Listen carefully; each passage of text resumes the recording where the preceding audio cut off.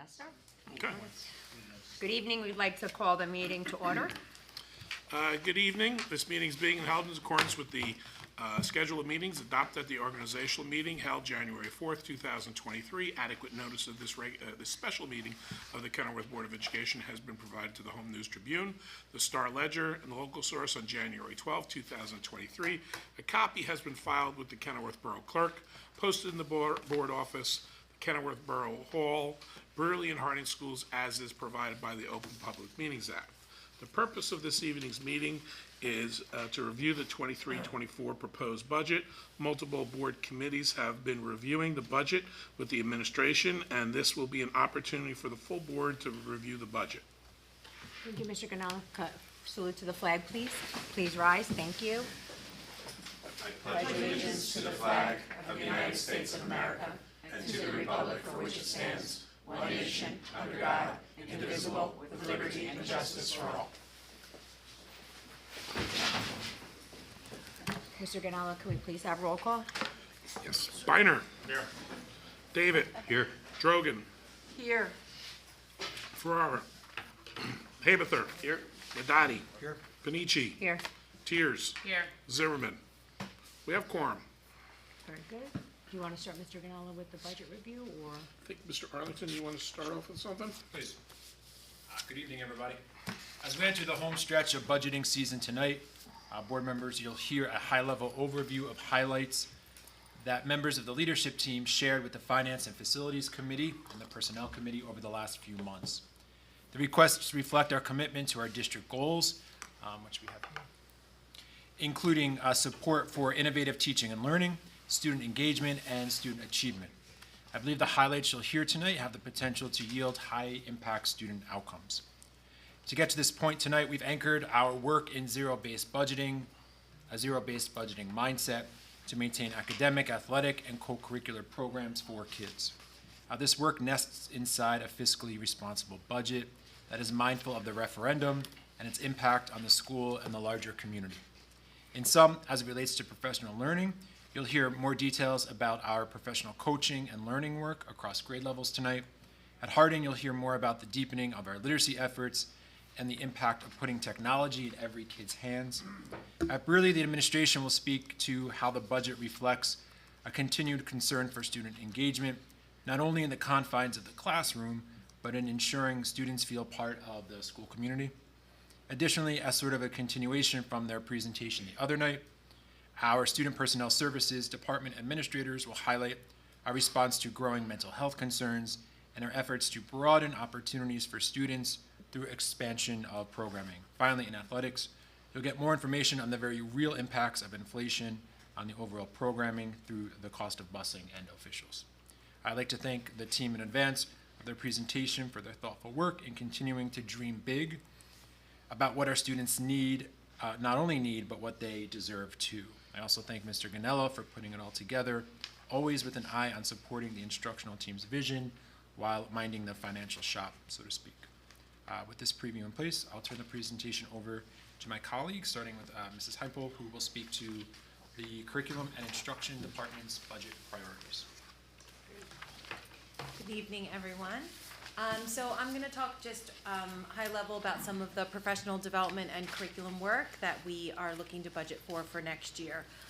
We have implemented a lot of professional development this year and started seeds in a few different areas. And next year, we're looking to continue to support our teachers in their instructional practices. Specifically, in district PD, we're looking to bring back some math staff developers that we've had this year, high school science, and in ELA K-12, bring back a few different staff developers to be supporting the great work that we've started and we're seeing continue and have an impact in the classrooms daily, which is great. We are also, that model that I spoke about a little bit before is that we're having professional development with the teachers. Then the staff developers are going into the classrooms and modeling for the teachers these practices. And then after the staff developers leave, our coaching staff is coming in and supporting the work in the classrooms as well. So there's a continuity of learning. It's not just what we call like popcorn PD to really have an impact on instruction. We also have a couple out-of-district professional development that we're gonna be sending some staff to.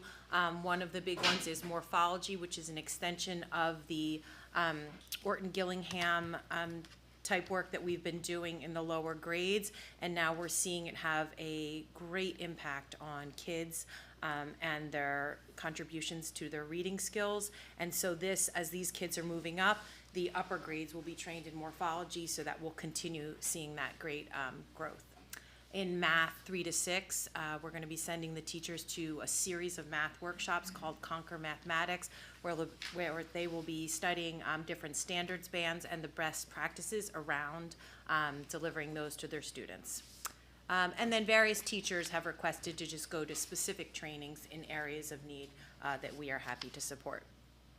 In our curriculum, we have a couple big places where we'll be doing some rewrites.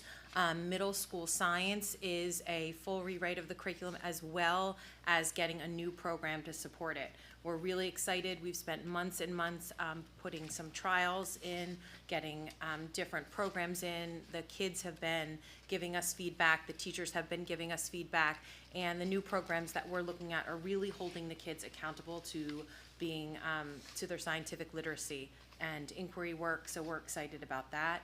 Social studies K to 12 is being looked at as well in all those classes, looking to ensure that we, with the shift in the standards in 2020, that we're now making sure to write in all the social studies practices that really are practices that impact all content areas, really, and making sure the threads of them are being developed K to 12.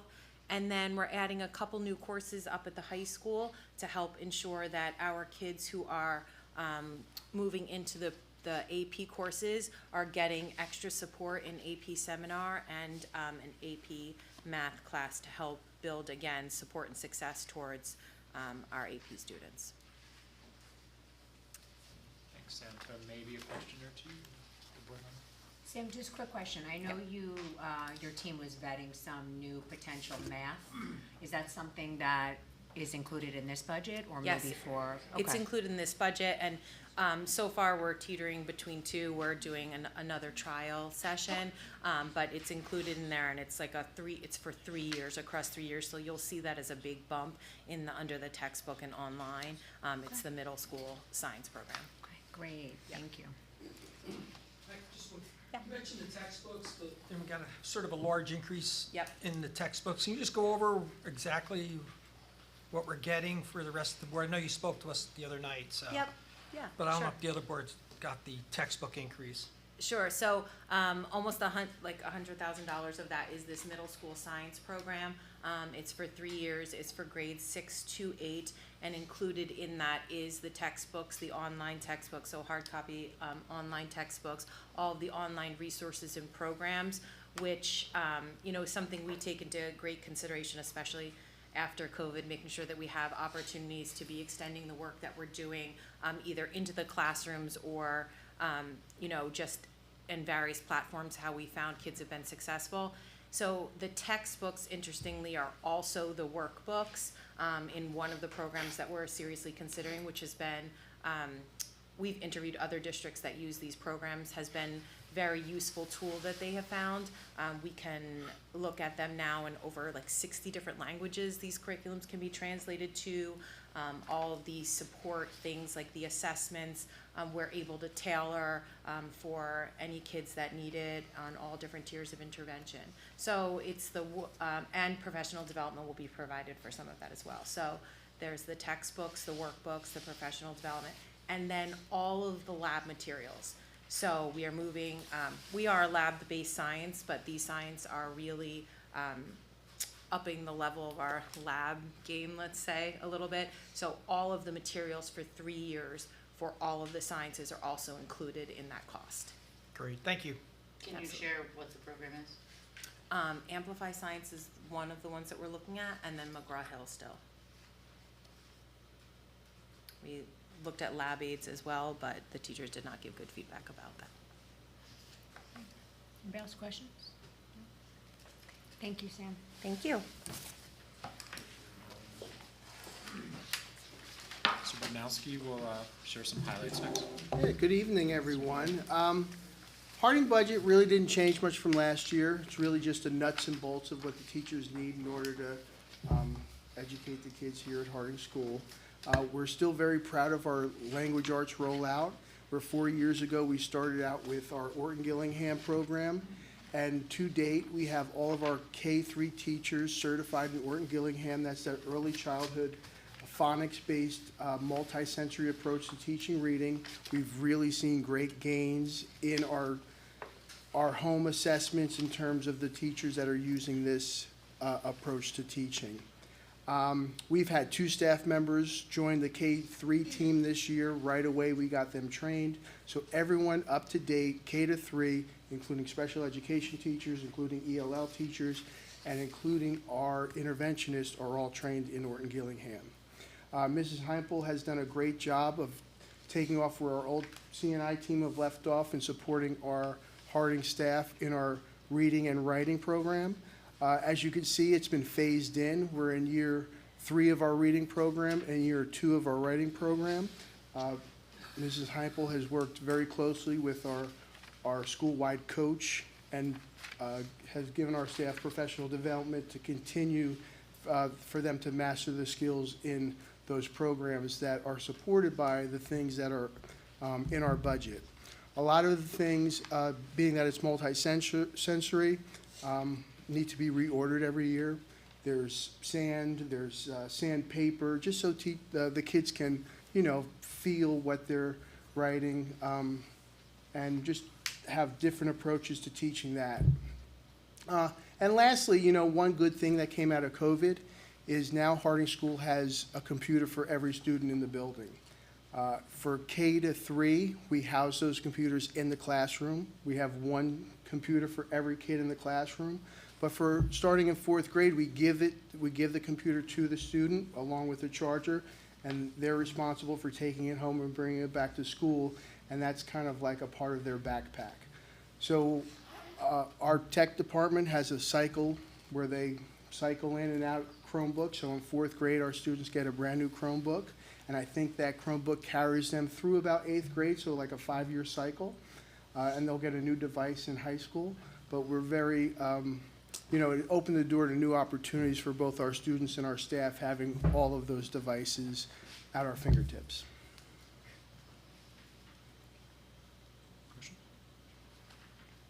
Any questions for Mr. B?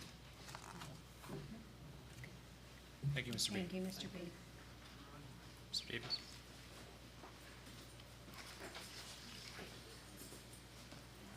Hi, everybody. Good evening. Good evening.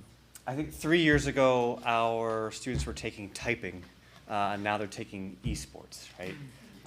3 years ago, they were taking music appreciation, and now they're taking digital sound engineering. And 3 years ago, our students were taking business marketing, and now they're taking sports and entertainment marketing. So we've seen a very significant change in the courses that we offer our kids, and that's to support the goal of innovative teaching and learning, as well as enhanced student engagement. And I think I'm really proud of that, and I want to thank my colleagues and also you, the board, for the support. We did a lot of work over the last 12 months to really transform what we offer here at Brearley for our students, and I'm really proud of that work. Thanks for the financial support between ESSER funds and the traditional budget. We did a lot of work. It's really cool to see, and our students are responding with a lot of engagement, both curricularly and extracurricularly. Like last year in the budget process, we were able to take the band room and we transformed it into a digital sound engineering room plus band room. And it's really neat to see our students not only making music on their instruments, but to also see our students creating music on computers. It's really cool, and the kids are really into it. They're feeling much more engaged in that area. Similarly, we took our library and we carved it up into different sections, and we now have an esports arena. And so if you go after school on Tuesdays, Wednesdays, and Thursdays, you'll see our esports team both practicing and competing against other esports teams around the state. Really cool to see. And you'll also see our STEM lab, which I think you took a tour of recently or a few months ago. And then you'll see right next to that our enrichment lab, which was also part of that big plan. So we're able to provide all of this due to the budget process. Our goal with our current budget for next year is to really we did a lot of facilities work and technology work, like the nuts and bolts we spent a lot of time with in the last 12 months, and everything's up and running and looking really good. And our focus now is to take all those courses and really infuse them with professional development, as Sam was talking about, and give that development to our teachers. We have all that stuff. Now let's make it really sing. So that's really where we are. Some specific enhancements that we have in our budget. We also introduced the dance program this past year. So we never had a dance program, now we do. And you'll see in the budget the idea of, so our teacher, we hired a teacher, we have a program, they don't have a great space. So we want to take that program and give them a dance space. Requires a specific floor. So you'll see some nuts and bolts about the flooring. We want to make sure our students are dancing in a safe environment, not on hard tile. So we have some Marley flooring in our budget proposal. Similarly, programmatically going along with the literacy efforts at Harding, we're going to be taking our summer reading program. You'll see that in there as well. We've grown our summer reading and we want to continue growing that. We had been giving books to the students and we want to make sure that we get those books back, and so we're making a big investment right now into our summer reading texts so that we can have a big library from which to choose. So each summer we can be loaning our books out to students and having them return. So you'll see that in our budget. Those are the overviews of things at Brearley. I'm really excited about all of them to continue what we started last year and move forward. Mr. Davies, Yes. thank you. Sure. We know you guys have been busy with, everything coming up and even planning for next year. Sidebar from the budget, I want to commend you from the highlights where you guys have been reaching out to parents for NJGPA, scheduling, proactive, it's amazing. I know we talked about this once last year, I think you mentioned it when we were talking about instruction, about potentially if the esports program did well, maybe expanding it in the future, like in terms of scheduling, would that be something we would do this year, maybe next year? And if we did expand it, would there be possibly like another teacher? Would you want to staff positions for that? Or is that not something that we're considering for this year? We're not considering that for next year, but I do see that down the road. I think interestingly, we built it at the high school level, and now I want to fill in at the middle school level. So we have an esports course. Yeah. In addition to the after-school esports program, we have an esports course that runs for high school students.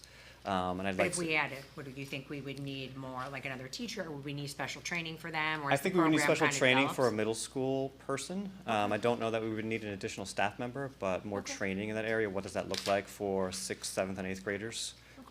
Similarly, like with robotics, we have a robotics team at the high school level that I would like to see that expand into the middle school and work on that. Yeah, Thank you, just something I was thinking. yeah, thank you. Real quick, also really not budget specific, but the programs you mentioned, all the new programs we put into place, I know I asked you the last time how they were going, but do you think we're keeping more of our 9th graders, or will be keeping more of our 9th graders from going, to stay in Brearley? That is Because of these programs? That's a future? huge goal of mine. Okay. It's tough because, you're dealing with, I think, my personal opinion, students want to stay, but sometimes parents have other Absolutely. intentions because they see but yeah, that's one of the kind of side goals is that we retain our students here because they want to stay. Okay. In between 8th grade and 9th grade, that transition. I have not seen any, I've seen consistency in my 3 years. I would like to change that. I think partly getting these courses in place and having that engagement, I think Okay. that's part of it, yeah. Great, thank you. Yeah, sure. Anyone else, any questions? No? Okay. Thank you. Thank you, everybody. Thanks, Jeremy. Don?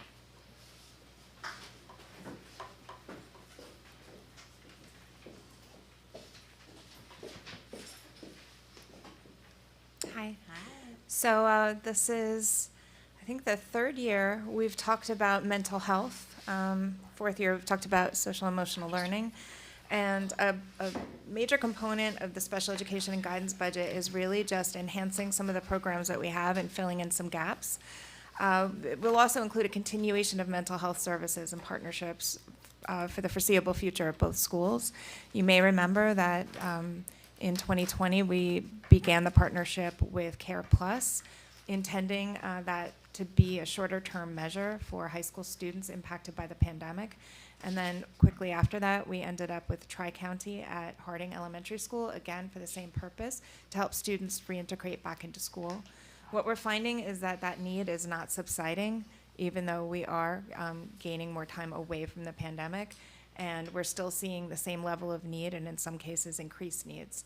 So throughout this year, I've been trying to scale back the Tri-County partnership at Harding Elementary, and I've been unable to do so because each time we remove students from the caseload, we end up with new referrals that really need to be seen. And here at Brearley, the partnership's going very well with UBHC. The clinician typically has a full caseload with a waiting list, and she still makes time to see students and even staff members in need. So I don't see that need going away anytime soon. I think it's something that we have to support in order to get students where they need to be in order to learn. On a similar note, we're going to be doing some enhancements for the alternate program. Last year, we engaged in a pilot program in the alternate program in which students were going to explore passion projects. And what we learned was that the students didn't have enough exposure, enough life exposure to really have developed passions to explore. So this year, we're building more background knowledge for them, including some field trips to arts organizations, including also they went ice skating just to get some different kinds of experiences. And next year, what we'd like to do is introduce small animal care into the alternate program, giving them a budget, having them do research, select animals to take care of, and then have that be a part of their responsibility. That would be adding on to the pet therapy pilot that we started this year that's been unbelievably successful in the program. About once a month, we have a fuzzy, furry dog, so far, only dogs, from an agency called, let me think a second, Creature Comforts, LLC. And it just has such a tremendous effect on everyone that encounters the dog, so we would like to expand that for next year. And then also in the alternate program, we want to expand access to music and arts. We have some students in the program who really aren't comfortable in the main building, but they have a lot of talent. So we've started small, I think a ukulele, and they have ongoing art projects out there, but we would like to give them more options to explore the arts. And then we're thinking in the spring and summer of this year, we would like to build a sensory garden. So students from David Burley would be building a 5 senses garden for use by students all throughout the district. And we're looking forward to that project. We anticipate that it would have sound and smells and I don't know about tastes. We have to think about that one. But maybe butterfly garden and wind chimes and things that the students can feel. So those are some things that we're working on. And then I'm going to let Ms. Darillo talk about the sensory space for Harding. So we're looking to develop a dedicated sensory space at Harding for students in special education and general education when they need a chance to kind of calm down, cool down, collect their thoughts. A place where they could do it with dignity, a little privately away from their peers. The mental health challenges we're having, actually at both schools, but at Harding, they live within the classroom. They impact performance. They impact their classmates. So we really want to give them the support they need in an appropriate place. We'd like to build a library of materials and items so teachers can borrow, our guidance counselors can borrow, test things out, and if it works, great. If not, we can try something different. And really it's addressing those challenging and unexpected behaviors. It'll meet our mental health needs and our social emotional needs and allow us to be a little proactive in an often unknown time for these guys. Any questions? Dawn, I just had a quick question. So I know recently I've been to about 4 or 5 different, I want to know if you guys heard anything about this, right? Because of the mental health needs and everybody has to cut their budgets. Everybody's trying to figure out ways to give students extra support without spending money. So I know in some districts they're using like the Check and Connect. I attended a scheduling conference last week where they talked about doing a homeroom once a month where it's just an opportunity for the students and the teachers to interact and do some type of like school-wide SEL. Some schools have gone as far as to make it part of the schedule, which could be difficult here. I know for my building it is. Have you guys heard about that or kind of anything you might be talking about? Even Yes. if we could try to do it maybe once a month? No, absolutely. So at Harding, the teachers are still using the Second Step curriculum. Hopefully, they're using that several times a week throughout this whole school year. But we agree that we need something that will carry through the secondary school. We also want to look next year to, well, it's happening this year, but we want to formulate a schedule for push-in lessons from guidance as well to happen on a regular basis. We're still searching for a curricular resource for grades 6 through 12. We found some interesting online resources, but I appreciate your reference to the check-in. And I would like to get more staff members trained in how to just do a quick check-in at the secondary level to kind of assess how students are doing and make them more comfortable.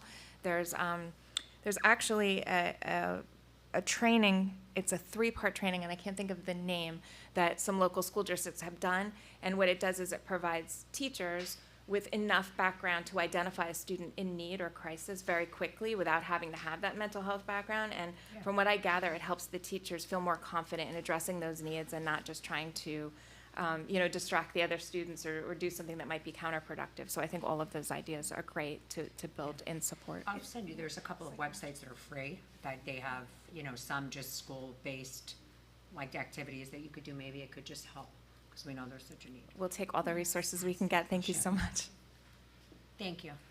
Just a question, for other people here that are not on the finance committee, can you just go over it briefly, sending children out, the out-of-school district, real quick, how we're doing with that? Sure, yeah. Just quickly, briefly, so. Okay, so we had, I think, probably 20-something in the upper 20s of out-of-district students 4 years ago, and now we're down to about 16 or 17.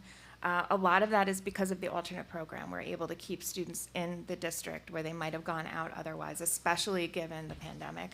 The other thing is we try to learn from what they're doing in out-of-district placements and replicate those services here as much as possible, because we believe students do best in their home school. We want to keep them in the community school. That's about reproducing programs that we might find somewhere else. Often that has to do with space, but we've been very lucky. We have our LLD programs at Harding, the PSD program. We have the alternate program for space, so that will always be an issue.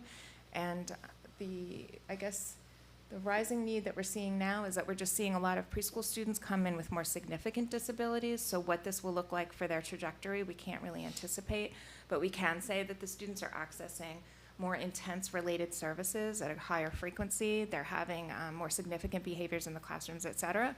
So what we're going to try to do is just keep our staff training up to par, make sure that our aides are trained, and be as responsive as we can to that population so that we can keep our out-of-district numbers So is that low. like a statewide, what we're going through in Kenilworth? Is it just not Kenilworth? It's not just everywhere? Kenilworth. Yeah, I ask my colleagues every time I run into them when I'm at meetings, and I'm sure Mr. Rillo does as well. It's not just New Jersey.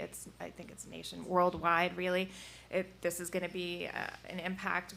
I think if we remember some of the information we were receiving in June, July, August 2020, the mental health organizations around the world were saying to brace ourselves for what they said was going to be the next pandemic, which was the mental health pandemic. So we are seeing that, and then we're also seeing, I think, repercussions from a lack of early intervention services and lack of exposure to, school and social skills, really.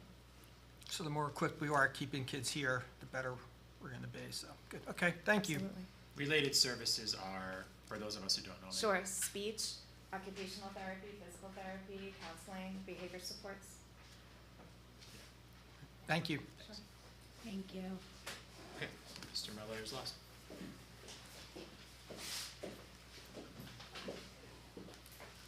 Good evening.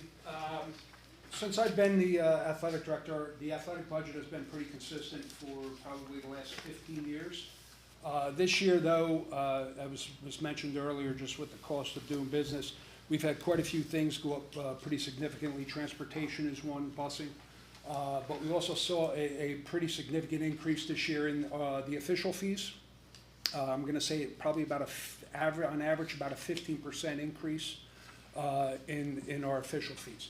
So those two portions of our budget are up pretty significant compared to what they've been in the past. But other than that, most of our other materials are just general supplies that we use throughout each sports season. They've been very consistent over the last couple of years. I had a conversation with Vincent probably about 2-3 weeks ago. I brought it up to the finance committee.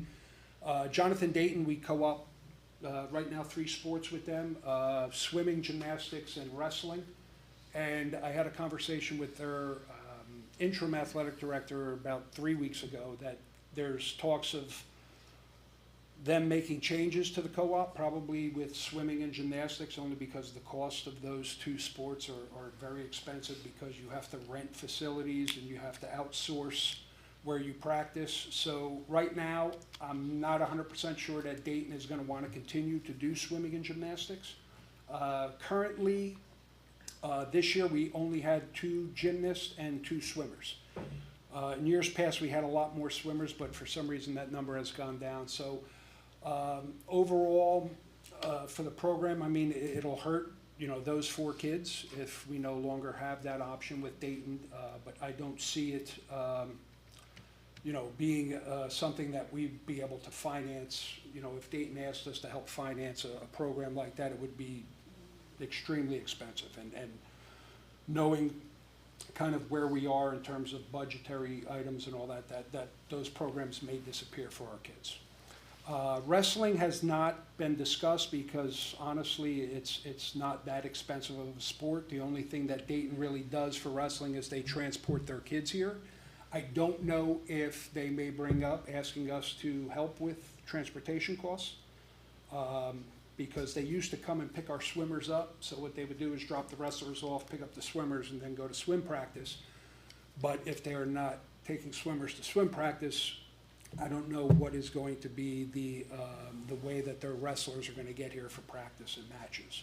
That discussion really hasn't come up yet, but I'm just preparing just in case that does come up next year. And we need to figure out some sort of solution to get those wrestlers here if they're going to cut the transportation on them. So that's something I just wanted to throw on your radar just in case we need to discuss it early next fall. Okay? We outsource for buses? What are those buses back there? MUJC uses our lot. Those are some of the buses that we outsource, yes. Oh, they use the lot, okay. Yeah. All right. Yeah, we saved we did that several years ago, right? Yeah. To save the route cost coming from, so we saved all the money that they would charge us coming from where the bus company was. I think it was New Providence, right, Vince? Berkeley Heights. Berkeley Heights to here, and then we would get charged that cost. So if they're here, we're not getting charged that route fee just to get here. So I don't remember how much we were saving at the time. It was about $100,000 Yeah. that first year alone. So, There's a big increase in the rental. Is that something changed or? I put into the budget this year, our competition cheer team, they practice over at CJA on Market Street over there. And they have been raising money through some of their various fundraisers to pay for that. And I feel that, as they're being, they're our program, I mean, we should at least encumber some of that expense to help them go and practice. And they go there once a week. It's like $50 an hour. So that's why I put that in the budget this year. Congratulations to them. Yeah, they had a great year. First place. Yeah, they won the Group 1 state championship.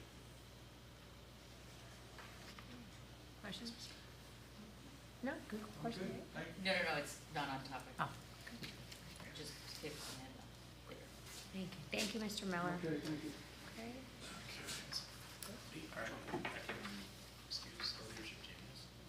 I don't know. Yeah, I guess. You don't want to list my school. No. Thank you, guys. I appreciate Bye, thank you so much. Appreciate your work and Thank the work you. ahead too. You're more than welcome to stay, but you don't have to. It's fascinating stuff. Let's take 2 sleeping. Greg's taking notes. What? Greg was taking notes. No, my Well, I don't question need was, to. You know how No other one's people staying. use, there's cheer competitions here, there's dancers, do they pay us, they rent it out? They do. Oh, yeah. There was an Irish one this weekend? Irish dance, yeah. Irish dancing this weekend, I always see, there's cheerleading, I know dance recitals happen, In a so I was good just year, we curious make about about it. $50,000. Oh, that's great.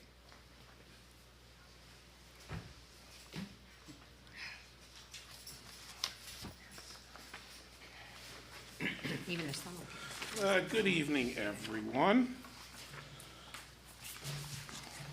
So they left, but I would have liked to thank them because they did a good job with not only tonight's presentation, but putting together a very complex budget with a lot of moving pieces and taking into a lot of needs across various programs. So they worked collaboratively and took everyone's thoughts into consideration when putting together those budgets.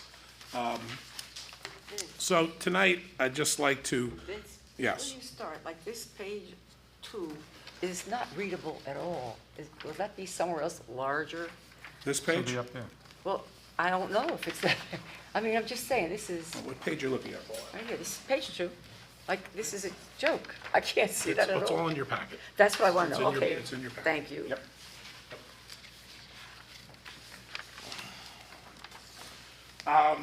So tonight, I just want to go over, once again, next week we'll be meeting again to go over the full budget. So tonight, I'm just going to go briefly over a couple of the sections that I think are important to bring you up to speed on.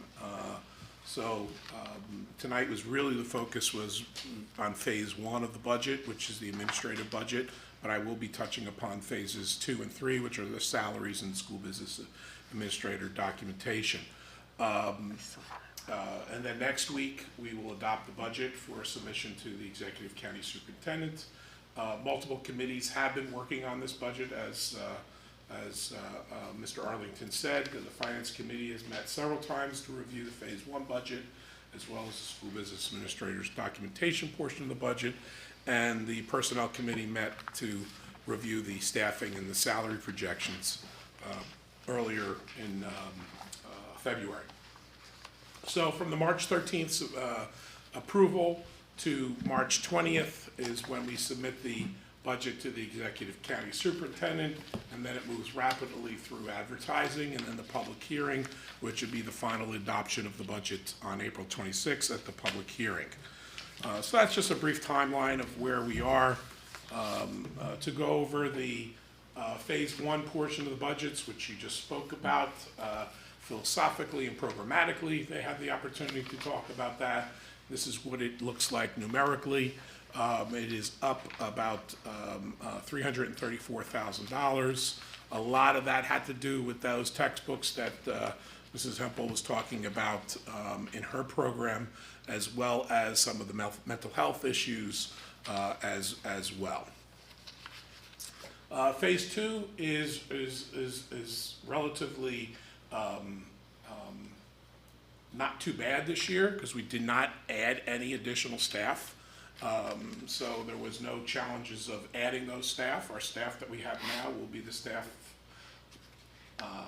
in positions. I don't know about people. In positions, they will be the same as next year. So it's about $20 million for our salary portion of the budget. We are a very labor-intensive organization. There's no question about it. We don't have raw costs like an assembly line. We're not buying steel, so we just push out kids, and we don't get to sell them, so we don't get any profit from it. So it's a very labor-intensive, but no return on our investment. So about $20 million of our budget is for staffing and program. The phase 3 portion of the budget, that's the school business administrator's documentation portion of the budget. Takes care of everything else that's not in phase 1 and phase 2, such as the utilities, transportation, professional services, insurance, facilities, IT, technology, summer school, and transportation, and then your benefits such as Social Security and pension. Some of the highlights of this, I'll get more into it next week, but some of the highlights there are insurance costs. We've been fortunate the past 2 years, we've had actually decreases in our employee benefit health insurance programs. This year, we are looking towards a moderate increase. Which was anticipated after 2 good years. You have to catch up at some point. We did transition to a pool last year, which makes us a little more competitive, and I think that was a good thing for us for the long term. From a utility standpoint, we all know what's going on with utilities. I do use a calculation that takes into consideration the past 4 years of actual usage in comparison, and that's how I calculate it. And then I take the kilowatt hours or the gas rates and increase it by that. So we're up about 7% in utilities. Transportation was a very, very difficult nut to crack this year. As you recall, we did a transfer earlier this year to take into consideration some of the over expenditures that we were seeing in transportation. Transportation is a big piece of the increases there.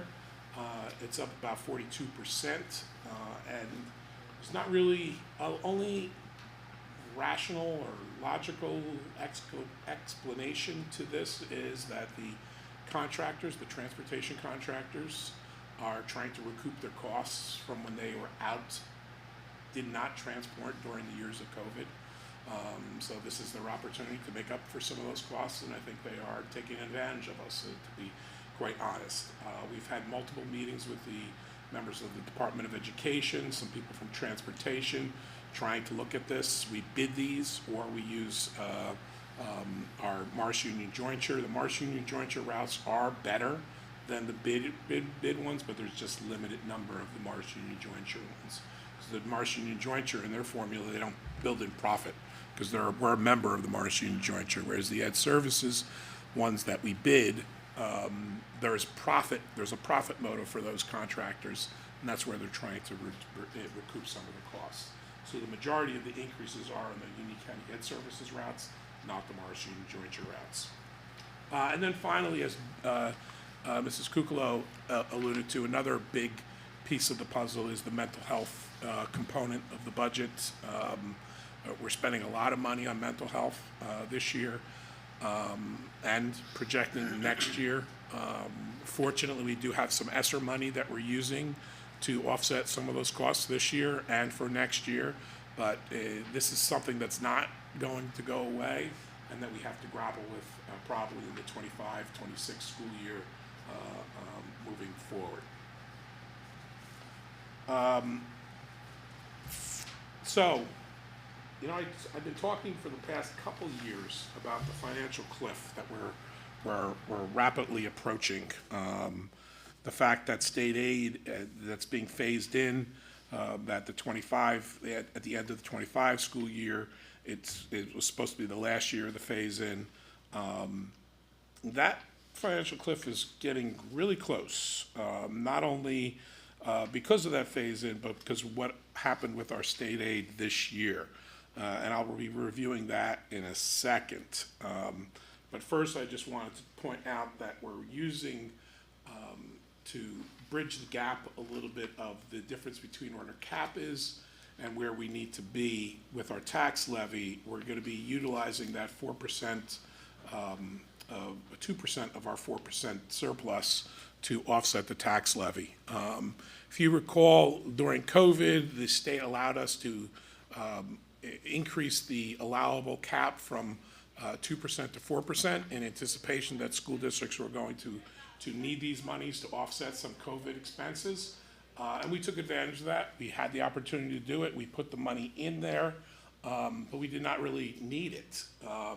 Who knew that we wouldn't need it for some of those things? And basically, we didn't need it because, you know, some of the expenses that we thought were going to happen didn't happen. Got a lot of grants that happened during that period of time, whether it be CARES, ESSER 1, ESSER 2, and now we're up to ESSER 3, that we're able to offset a lot of those costs. So there was never really a need for us to dip into that savings that we did put aside for COVID.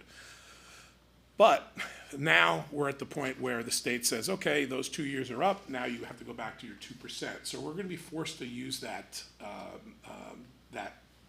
money. So we're going to be utilizing that to reduce the tax levy.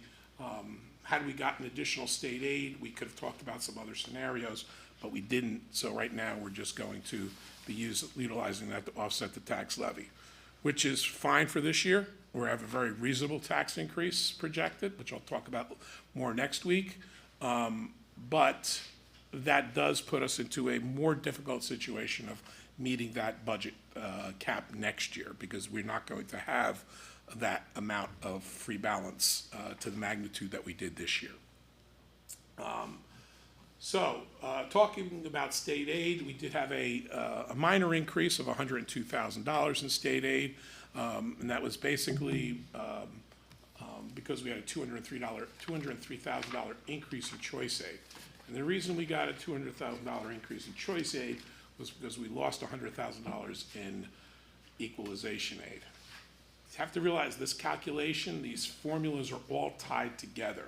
So when we lost equalization aid by $100,000, that changed the formula for choice aid, which made it increase. So that was a saving grace. Had we not had choice aid, we would have had a decrease of $101,000 in aid, period. So the question we all had over the weekend was, why did we lose equalization aid? Very complex formula, as I said. You can see the formulas there. You guys have never seen these sheets, but I figured I'd let you show you these sheets to show you how complex these formulas are and how everything is intertied together. So when I was looking at the formulas and the calculations, the only thing I could see that was significantly different was the equalized property value from year to year significantly changed. So the equalized property value is the property valuation that is equalized to account for variations in municipal assessment. I'm trying to gather a little more information. I spoke to our CFO, the borough CFO today. He's going to be doing a little more research for me as well. He said he's going to be meeting with the assessor tomorrow night to find out why the increase in the equalized property value went from $1.7 billion to $2.3 billion. That's almost a $500 million increase. We kind of feel it might have something to do with Merck, but we're not sure. So I want to know before I continue, and I also want to make sure that that number's correct. Because if that number's wrong, then it changes everything. So if it's right, then I want to know why that number's changed so I could explain to you and we could explain to the public why that amount has changed. If it is wrong, then we should actually find out to see how we could change it. Yeah. What is the average, so most towns in Union County got over a double-digit increase. Correct. Right, but we got, whatever. 1%, 1%. So that's where we're kind of figuring out what the heck is going on, to be honest. Yeah, every with you. district other than Winfield had an increase, Right. significant increase. And, we would have had a decrease if it wasn't for the choice aid. Merck's not happening for a while, right? What? Merck's not happening for a while though, right? Or not a while, but. Well, we think it might be something with there was an assessment or, so I'm not sure. Yeah. I'm not sure. I don't look at the borough taxes Yeah. the way, We've asked the CFO of the town, Vince asked them yeah. Friday, and then we have a few feelers out to the county, to the state too, so. Yeah. Trying to figure out if that number's correct. Yeah. Why of it. Has So- it ever happened before? No. No. And I have a feeling Merck, they did have to bring down their tax rate because they're knocking down buildings, et cetera. Well, They would yeah, pay taxes, so which I understand, which means that I would think that the net valuation taxable decreased in the town, but these are increases, which is counterintuitive. Now, That doesn't make any sense. yeah, that being said, it's based on, it's a evaluation of the equalized to take into variations across municipalities. So that might have something to do with it too. I'm just not sure. I'm just not sure. We need to find out a little bit more. Because the way these formulas work are that you can see the highlighted number up there of the $2.1 billion. That was the figure that increased. That has a trickle effect to this page, which is how your equalization aid is calculated, and it takes into consideration your adequacy spending, your state aid differential calculations, your the uncapped aid, the pre-budget versus your pre-budget, everything is tied together. And in your packet, I did this little formula here, which is actually an exploded view of this, so you can actually see when they're talking about equalization M, you can see exactly what they're talking about. Not that you really want to get into it that deeply, but this was a good exercise for me to understand how this process worked. And what basically happened is, because of this trickle-down calculation, it wound up that on the bottom here, you could see here, none of the above is a yes, which triggered the criteria for aid reduction calculation, which made us then go up to here, which reduced our aid. And that was what our reduction in equalization aid is. So everything is tied together. I know the state backs into the state aid figures. They have $110 billion to divvy up. They come up and they change the numbers here and there. But that's all basically the numbers, those ratios that they're changing. They're not actually saying, okay, Kenilworth, we're reducing here or there. They're reducing the formula so it works out that way. So instead of 27%, they might use 26% because of the numbers they have. So I think I'm pretty confident that it's that equalization figure. So here you could see that this is the equalization calculation that is on that sheet, where the equalization value of the 2.1 billion triggers goes down to a calculated equalization aid of 3.5 million. But our actual aid is 3.9 million on the bottom there. So I decided to take a look at what, sorry.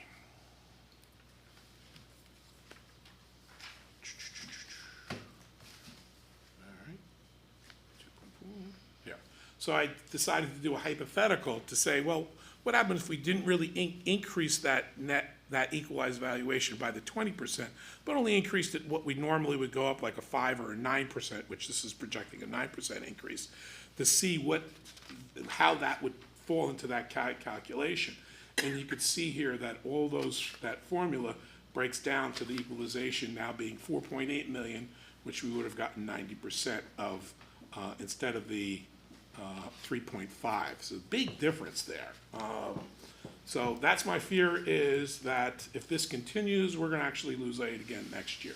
So we need to find out why that is, and if it is that case, then we have to deal with it. I mean, there have been districts who have lost aid across the state over the past 5 years, but most of those districts had to do with enrollment decreases. I never really heard of districts losing because of, they do talk about local share a lot. And, since our uncapped aid was less than our pre-budget year aid, we had a positive differential. And that triggered that yes question there. So I understand that piece of it, but I'm not sure how it all ties into this equalized valuation, or what that equalized valuation represents. Because, our net valuation isn't anywhere near that. The net valuation that we use to calculate our tax levy is like $850-something million, not 1.9, or in fact 2.1 billion dollars.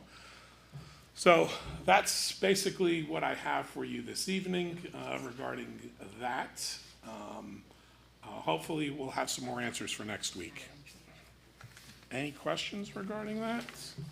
I'm sorry, go ahead. I just have a question on transportation. Now, that's transportation for just athletics, or do choice students get transportation? Choice transportation, only one district provides transportation, but that's their cost. They're responsible for transportation. Okay, so The resident district is responsible for choice. No, this is just athletics. Athletics, special education, and VOTEC. Yeah, that was my question too, Right. VOTEC. So all the kids we go out of district? Yeah, That's that the go to busing the cost in here. VOTEC or magnet school, Correct. right? Right. Yeah. And then, so, that's a lot of money. Mm-hmm. What is the, I don't know, like liability and all that of purchasing our own bus? It's doable. We could purchase a bus. The problem is finding bus drivers to drive those buses. Okay. That's the biggest challenge. Cause So- like overall, wouldn't that save a lot? It would it would save some, yes. But, you know, buses aren't cheap. Yeah. Number one, you have to fuel them, you have to insure them, you have to maintain them, you have to pay drivers. So it does start to go up. If I knew I had a pool of drivers, I'd be confident that I could rely on, because the last thing you want to do is leave a special ed kid sitting in front of his house for 2 days, you know, Yeah. because I can answer that. my driver's sick or whatever, so. I'm a board member at the jointure, and there is a multiple year wait to purchase a new bus. Oh, yeah, that too. There are That too, districts right. that are getting buses from auctions Yeah, because they're desperate. because of the price of transportation and everything, so that. Yeah, but And then to there's a purchase shortage a of new- drivers right, too, right? right. Yeah. But to purchase a new bus, I think the jointure said The it's a 5 or manufacturer 6 year time. wait. Wow. Yeah, manufacturer time. And we would need multiple buses to make these routes every day, every morning, to the different Yeah. schools, district places, and Yeah, multiple so some of drivers the, yeah, so, with benefits. So each of them are gonna have, they're gonna be employees, so they're all gonna get benefits. Yeah, So, I mean, the expenses add up quickly, especially when you start adding salary and benefits for the Right. driver, so. Yeah. I mean, each driver could cost you $100,000 with benefits. yeah. so some of the things that we've looked at is, I'm trying to encourage some of our custodial staff to get CDLs, commercial driver's licenses, which will enable us to, allow them to drive the jointure buses that are sitting in our parking lot. Because sometimes the buses are sitting there, they just don't have drivers for us to use, so that's something that I'm trying to encourage our guys to do. Some of them have expressed interest, but it's just a matter of taking the course. And they only do that part, they could And pick their up, day ends drop at, off, their, and still work as their days, custodial staff, their right? day ends at 3, so they could do a bus, It's just a matter of getting after-school. their certification. Correct. Some of the other things I'm looking at is coordinating some routes with other districts. We do that inherently through the Jointure Commission, as well as through Ed Services, but some districts, such as Springfield, own their own buses. So I've been talking to Springfield. There is one route that we're looking at its possibility of co-oping, so to speak, where they would take the lead, and then we would just pay them. I'm gonna also work on with Ms. Kukalo prior to giving any new student transportation, or also during the IEP meetings, talk to the parents who have these kids placed in other out-of-district placements. Would you be interested in transporting Yeah. your child? It's now allowable. So you can pay the parent directly to transport their own student. So those are some other things that we're looking at. So it's opened up a lot of opportunities for us to take a look at to reduce that, but it is a definite challenge. And that's when Dawn keeps people here. That's when, like, when we were trying to get that program set up, to bring more people in here to help our students stay here. To offset the cost of keeping, what's the average cost, $100 and something thousand to send a kid out? 85 probably, somewhere without around there. transportation, yeah. Without transportation, so let's say it's 100 for 190 trips a year back and forth, Yeah. basically. It adds up, so the more kids we keep here, it helps the Absolutely. overall cost for us. We could save $100,000 a kid that we keep here. Dawn said we're saving 4, so that's 400,000 right there. Yeah. By adding whatever that extra teacher we added here and everything, Right. so. We've been trying over the last few years. Any other questions? Okay. Thank you. Thank you. A little bit of a repeat performance next week, but hopefully have some of those state aid questions answered for you. Okay, so we'll now move on to report of committees, review of resolutions, board discussion, anything, no? Now, just, Yeah, we don't have. actually just open public. Okay. Open the public. At this point, we'd like to open the meeting to the public. Can I have a motion to open the meeting to the public? So moved. A second? Second. Motion made by Mr. Habeither, seconded by Mrs. Tiers. All those in favor of opening the meeting to the public, please say aye. Aye. Opposed? Ayes have it. Motion carried. Meeting is now open to the public. Public comment will now be accepted. Board of Education sets the limit for the public to speak at the board meeting to 5 minutes per person unless prior permission has been granted by the Board of Education for extended time pursuant to board policy and bylaw 0167. Okay. Seeing no public, can I have a motion to? Motion to close. Okay, second? Second. Motion made by, you don't have anything, right, Councilman? No? No, nothing to say in the comment, right? I was actually thinking that when would it be appropriate, wait till the public report? Yeah, that's what we just did. We're in the process of Closing. asking if we were gonna close it. So- I only have one question. You're saying about the property value thing? So you're saying that we're showing an increase in revenue to the towns, so they decrease their state? No, it's not, it has nothing to do with revenue. It's, Tax assessment of property? it's the technical term that is in the DCA, where is that for? Is equalized property value. So the equalized valuation as of 10/1/22 went up to 2.1 billion. So that's what we're trying to find out about. What would cause that to go up? That's what we're trying to figure out. It might be just a ratio between everyone else, or there might be something Kenilworth specific, I don't know. So it's nothing, all I know is, I don't think it has anything to do with the schools, so, that's what we'll find CFO out. didn't know either when we called them, so. Yeah, so, Yeah, and then traditionally during the public comment, person makes the comment, we don't usually engage, just going Right. forward. It's not like a discussion. So, thank you. Any, no? Nope. Okay, all right, thank you. Can I please have a motion to close? Second, okay, motion made by Mr. Biner, seconded by Mrs. Strobin. All those in favor of closing the meeting to the public, please say aye. Aye. Opposed? Ayes have it, motion's carried. The meeting is now closed to the public. We don't have any resolutions, right? So should we make a motion to go into closed Closed session? session. Is there any? yep. Okay. Can I have a motion, please, to go into closed session? So moved. Second. Okay, motion made by Mr. David, seconded by Mrs. Drogan. All those in favor of closing the meeting to the public, please say aye. Aye. I'm sorry, going into closed session. Anybody opposed? Ayes have it, motion is carried. We're gonna go into closed session, Mr. Green. Okay, we're going Thank you. into close. Thank you. Good night. We are going to close session. The Board of Education meet in private session from which the public shall be excluded to discuss the topics of personnel and pursuant to Section 7B and 8 of the Open Public Meetings Act. Matters under discussion will be disclosed to the public as soon as final decisions are made upon and voted upon. The board will not be taking any action tonight, so therefore this will conclude our public streaming portion of the meeting. So everyone have a good evening. Thank you. You take a bird hour off. Bruno, we done?